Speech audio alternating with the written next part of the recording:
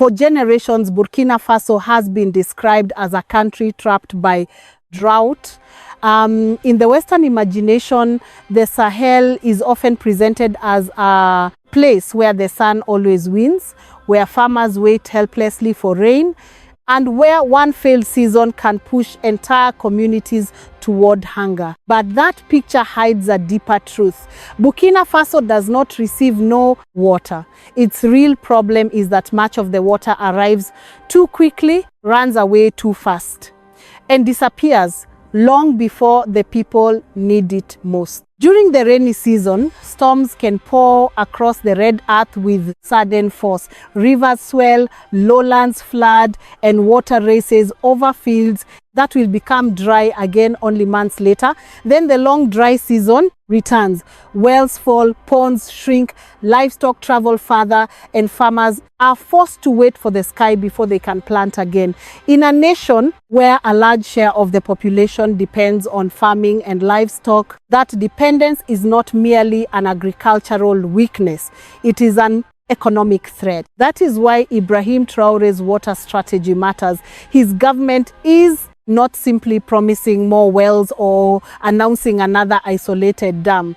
It is trying to build the foundation of what could become a new reservoir era for Burkina Faso, a system designed to capture rain when it comes, preserve it when the land dries, and distribute it to farms, animals, fisheries, and communities throughout the year. If you value stories about Africa's transformation that are too often reduced to headlines, follow this channel as we examine what is actually changing on the ground. The challenge did not begin with Ibrahim Traore. Burkina Faso inherited a water system shaped by decades of uneven investment. Some dams were built long ago, but many were poorly maintained.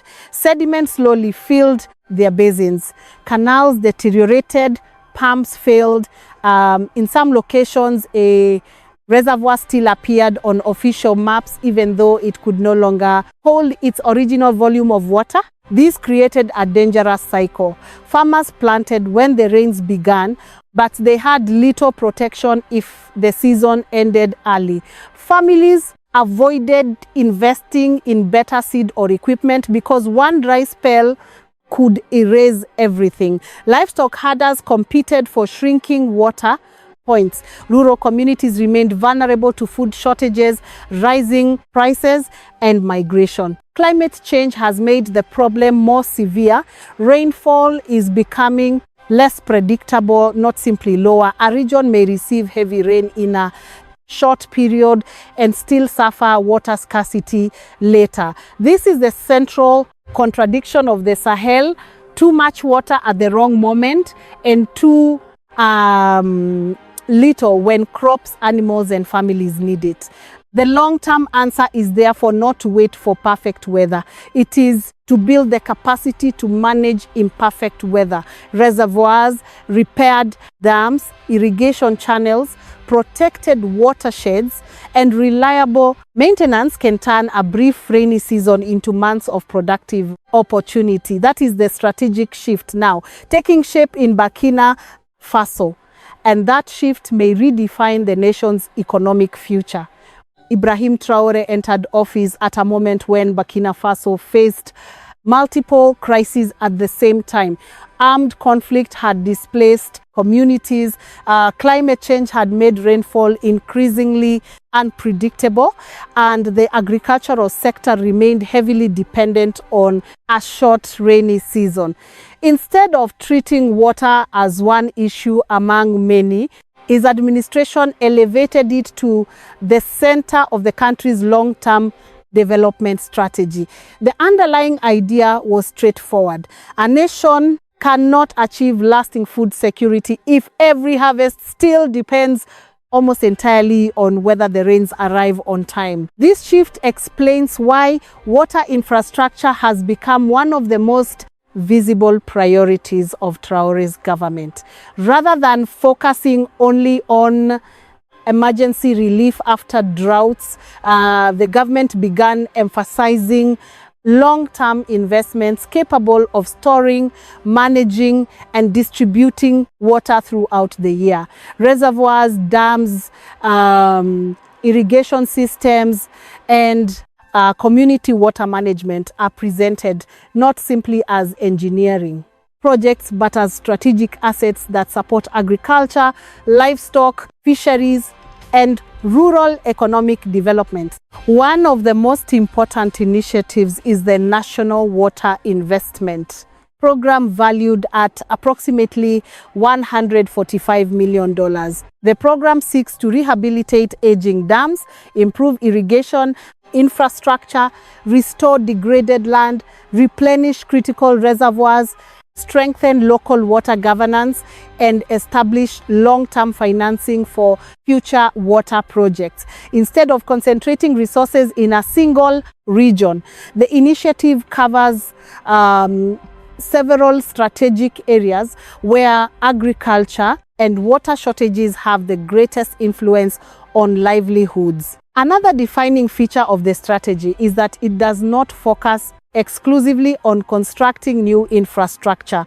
Equal attention is given to restoring existing assets that have gradually lost their capacity because of neglect, sediment accumulation, and inadequate maintenance. Many reservoirs built decades ago no longer retain the amount of water they were originally designed to store. Recovering that lost capacity can often produce significant benefits without the financial cost of building entirely new dams. Traore's administration also links water policy directly with community participation. Local water committees are expected to play a larger role in supervising the use and maintenance of reservoirs, irrigation networks, and distribution systems. The philosophy behind this approach is that infrastructure survives longer when local communities become active managers rather than passive beneficiaries. Equally important is the financial message behind the program. Government officials frequently present these investments as evidence that Burkina Faso intends to strengthen its own development priorities, while still cooperating with international partners where appropriate. In this vision, sovereignty does not mean isolation from the world. Instead, it means that national priorities should determine how resources are invested and which projects receive support. Water, therefore, becomes much more than a natural resource.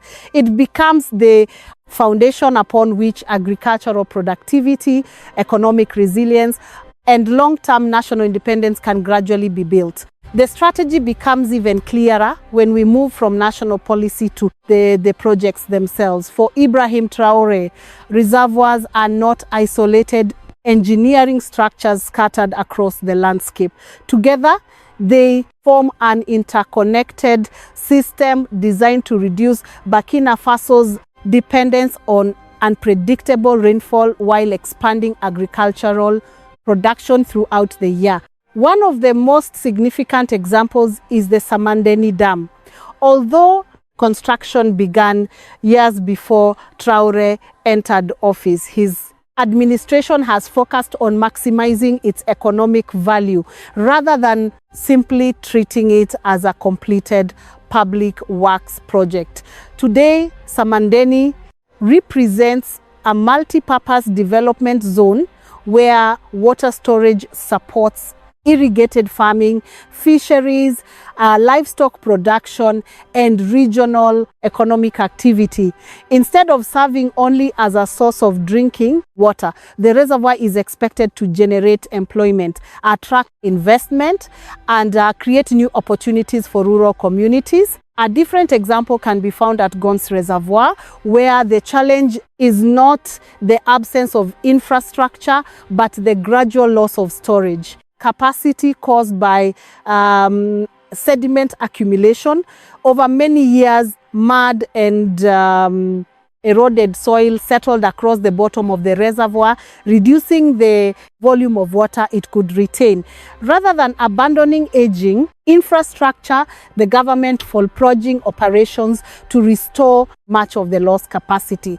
This approach reflects an important principle. Sometimes restoring an existing reservoir can deliver faster and more affordable results than constructing an entirely new dam. The national program extends far beyond these individual examples. Authorities have announced plans to rehabilitate dozens of dams while simultaneously restoring irrigation networks, improving water retention systems, and expanding agricultural land supplied with reliable water. Another flagship initiative involves the rehabilitation and reinforcement of 100 reservoirs distributed across multiple regions of the country. Instead of concentrating investment in only one agricultural zone, the objective is to strengthen water security across a broad geographic area where rural livelihoods depend directly on rainfall. Water storage alone, however, cannot transform agriculture.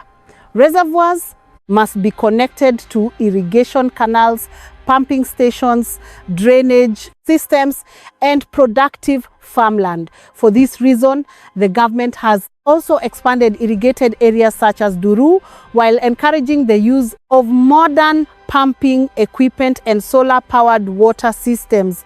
These investments aim to allow farmers to cultivate crops beyond the traditional rainy season, reducing the risk that one failed harvest will devastate household incomes. The strategy also reaches beyond crop production. Reservoirs create opportunities for aquaculture, allowing communities to develop local fish production while supporting livestock during the dry season. Every additional use increases the economic value of stored water. Instead of serving one purpose for only a few months each year, each reservoir becomes a productive asset, supporting food security, employment, nutrition, and local commerce throughout multiple seasons. Viewed together, these projects reveal that Burkina Faso is attempting something larger than building dams.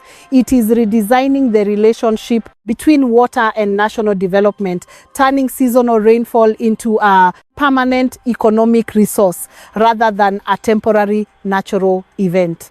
The true measure of Burkina Faso's reservoir strategy is not how many dams appear on a government report. It is whether those reservoirs can change everyday life across rural communities.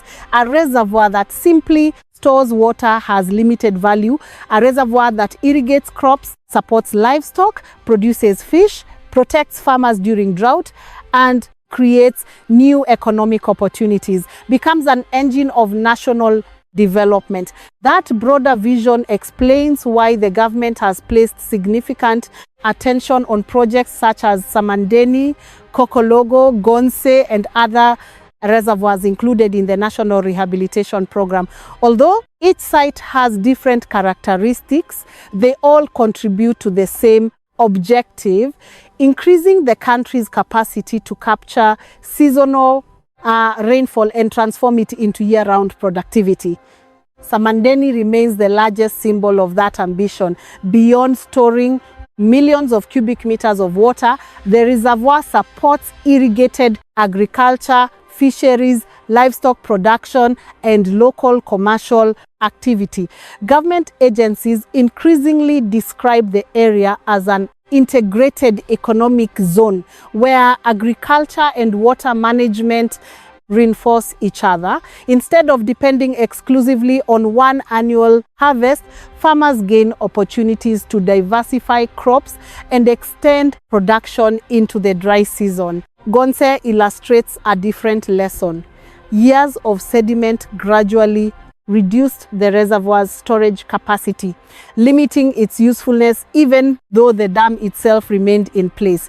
Dredging operations seek to recover water that had effectively been lost beneath accumulated soil.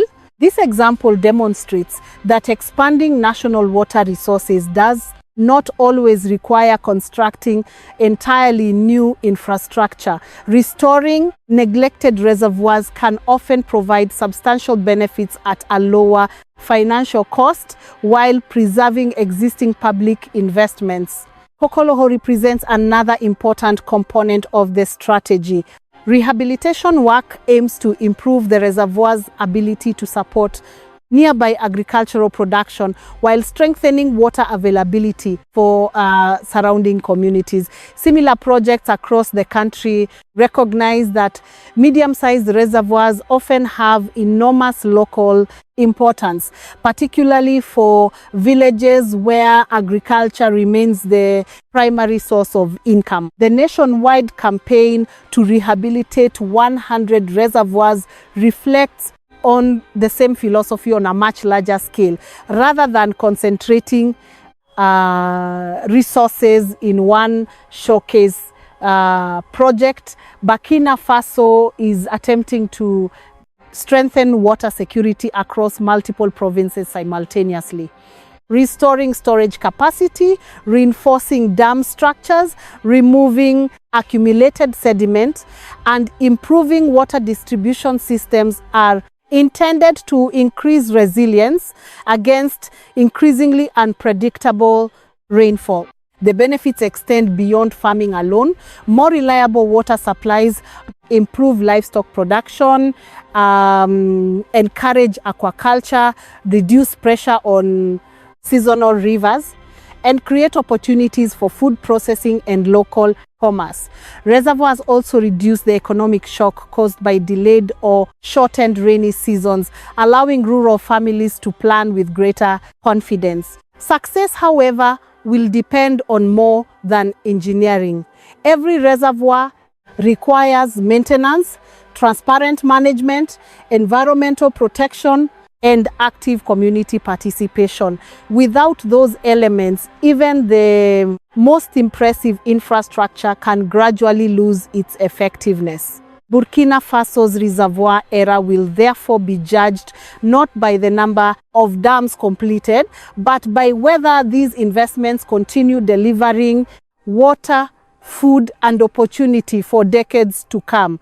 As Burkina Faso expands its reservoir network and irrigation systems, the most important question is no longer whether water can be stored. The real question is whether that stored water can transform the country's economy. Early signs suggest that reliable access to water is already beginning to reshape agricultural production.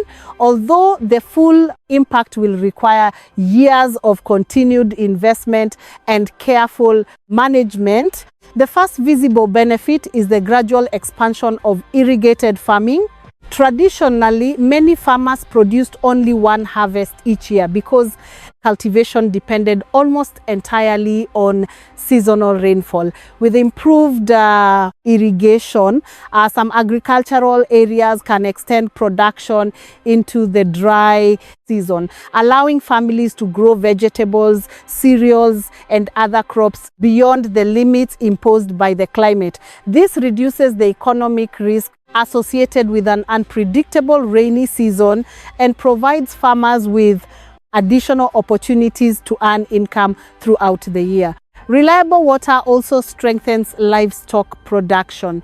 During prolonged dry periods, the lack of water often forces herders to move animals over long distances, increasing costs and creating competition over limited natural resources. Reservoirs provide more stable water supplies for cattle, sheep, and goats, improving animal health while reducing pressure on seasonal rivers and traditional watering points. Another important opportunity comes from aquaculture.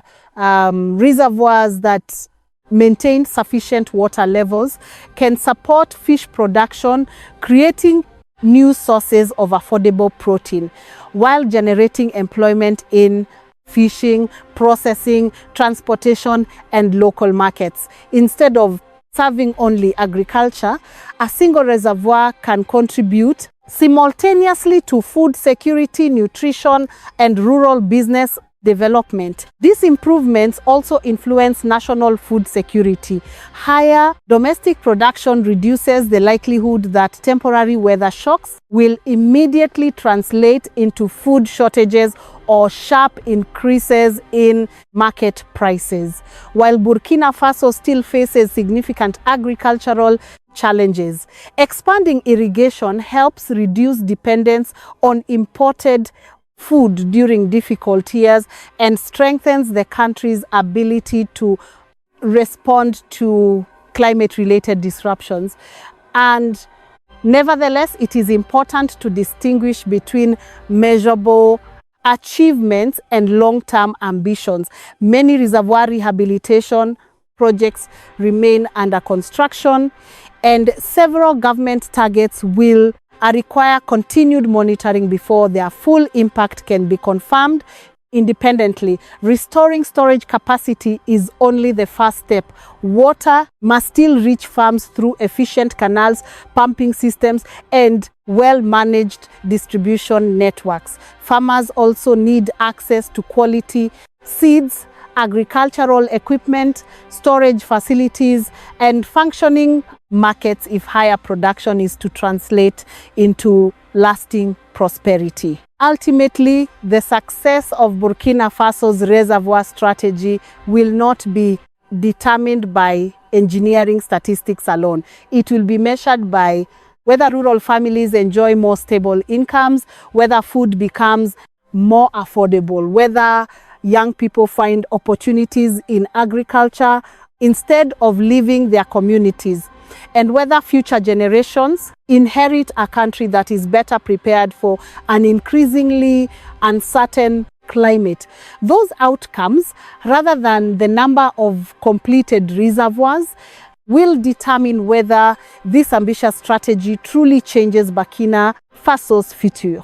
Although Burkina Faso's reservoir strategy has attracted growing international attention, it has also generated significant debate. Supporters describe it as one of the country's most ambitious long-term investments in food security and climate resilience. Critics, however, argue that the vision should be judged cautiously, pointing to political uncertainty, governance challenges, and the difficulty of implementing large infrastructure programs in a country facing ongoing security threats. Many Western governments and international organizations have focused less on the reservoirs themselves than on the political environment surrounding Ibrahim Traore's administration. Concerns have been raised about press freedom, democratic governance, and the concentration of political authority under military rule. Human rights organizations have questioned restrictions placed on journalists and opposition voices, arguing that greater transparency is essential if the public is to evaluate the true performance of national development projects. These concerns deserve serious consideration. Infrastructure programs of this scale require open oversight, independent auditing, and reliable public data. Without transparent reporting, it becomes more difficult to verify construction progress, evaluate environmental impacts, or determine whether local communities are benefiting equally from new investments. Water security cannot depend solely on engineering. It also depends on institutions capable of managing resources fairly and maintaining public confidence. At the same time, criticism should remain balanced. It would be inaccurate to suggest that the international community is united in opposition to Burkina Faso's water strategy. The World Bank continues to support major water security initiatives, while technical cooperation with international development partners remains an important component of several projects. This demonstrates that disagreement over Burkina Faso's political direction does not automatically translate into opposition toward improving irrigation, dam safety, or climate resilience. Another frequent criticism concerns implementation. Reservoirs alone cannot guarantee agricultural transformation. They must be supported by irrigation canals, pumping equipment, maintenance programs, agricultural extension services, storage facilities, transportation networks, and functioning markets. If any part of that chain fails, the economic benefits may remain limited despite substantial investment in infrastructure. Yet, the broader vision extends beyond individual construction projects. Burkina Faso is attempting to redefine water as a strategic national asset rather than simply a seasonal resource. The objective is not only to capture rainfall, but also to strengthen food production, create employment, stabilize rural incomes, and reduce vulnerability to future climate shocks. Whether this strategy ultimately succeeds will depend not on political speeches, but on measurable outcomes that can be independently verified over time. Perhaps the most valuable lesson for other African nations is that water management should not be viewed as an isolated environmental policy. It is directly connected to agriculture, public health, energy, employment, and economic sovereignty. Countries facing similar climate pressures may not need to copy Burkina Faso's model exactly, but they can learn from one important principle. Long-term resilience begins with investing in the resources that sustain everyday life. Ultimately, the reservoir strategy should be evaluated neither through political enthusiasm nor political skepticism alone. Its lasting and significance will be determined by whether future generations inherit functioning reservoirs, productive farmland, stronger rural communities, and a nation better prepared to face an increasingly unpredictable climate. The story of Burkina Faso's reservoir strategy is not really about concrete canals or engineering alone. It is about a country attempting to redefine its relationship with one of the most essential resources for human survival. For decades, the nation largely depended on the timing of seasonal rains. Today, the ambition is different. The goal is to capture that water, preserve it, and transform it into a foundation for long-term development. Whether this vision ultimately succeeds remains an open question. Reservoirs must continue to be maintained, irrigation systems must expand. Local communities must remain actively involved in managing water resources. Environmental protection must prevent excessive sedimentation and pollution, while transparent institutions will be essential to ensure that investments deliver lasting benefits. These challenges cannot be ignored, and no infrastructure program can eliminate them overnight. At the same time, it would be equally mistaken to overlook what has already changed. Burkina Faso has shifted the national conversation away from simply reacting to drought toward preparing for it. Instead of viewing rainfall as an unpredictable event beyond human control, policymakers increasingly treat water as a strategic resource that can be stored, managed, and invested in. That change in thinking may prove to be just as important as any individual reservoir. The broader significance extends beyond Burkina Faso's borders. Across the Sahel, many countries face similar pressures from climate change, population growth, and food insecurity. If Burkina Faso demonstrates that consistent investment in reservoirs, irrigation, and community water management can strengthen agriculture and improve resilience, its experience may inspire other nations to pursue comparable long-term strategies adapted to their own circumstances. Perhaps the greatest lesson is that genuine sovereignty is built gradually through practical decisions rather than powerful speeches alone. A nation strengthens its independence when it can provide reliable water for its farmers, stable food supplies for its citizens, and economic opportunities for future generations. Reservoirs, therefore, become more than infrastructure. They become symbols of preparation, resilience, and confidence in the future. For many supporters of Pan-African cooperation, the transformation taking shape in Burkina Faso represents part of a broader conversation about Africa New, one in which Captain Ibrahim Traore and Ibrahim Traore argue that sustainable development should begin with local priorities and long-term investment, whether discussed within the framework of the African Union or the broader ideals of Pan-Africanism. The ultimate measure of success will never be political slogans. It will be whether families have secure harvests, reliable water, stronger local economies, and greater hope for the next generation. What do you think? Can Burkina Faso's emerging reservoir strategy become a model for climate resilience across Africa, or are the challenges still too great to overcome? Share your thoughts in the comments below. And if you enjoy thoughtful discussions about Africa's changing future, subscribe to the channel and join us for our next in-depth report. Thank you for being here and watching our video. Every piece of content on this channel is carefully researched, written, edited, and reviewed by our team to ensure it reflects our own work and editorial approach. We do not rely on automated mass production. Each video presents our perspective on current events related to President Ibrahim Traore and developments across Africa.